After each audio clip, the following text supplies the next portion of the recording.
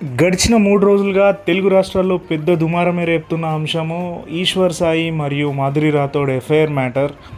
ఈ మ్యాటర్‌లో నా నెరేటివ్ వరకొస్తే ప్రతి ఒక్కరు ఆ అమ్మాయిది తప్పు, ఆ అమ్మాయి ఒక పెళ్ళైన వాడితో వివాహేతర సంబంధం పెట్టుకోవడం తప్పు అని మాట్లాడుతున్నారు. కానీ పెద్దలు చెప్పినట్టుగా ఇరు చేతులు కలిస్తే కానీ చప్పట్లు రావనేది మాత్రము చాలా ఇంపార్టెంట్ మ్యాటర్. మనం అందరం గుర్తుపెట్టుకోవాలి. ఇక్కడ 100% ఆ ఆన్ స్క్రీన్ కెమిస్ట్రీ అనేది అక్కడి వరకు బెడ్ వరకు వెళ్ళిందంటే దాంట్లో 100% ఈశ్వర్ సాయి అంత అమాయకుడేం కాదు.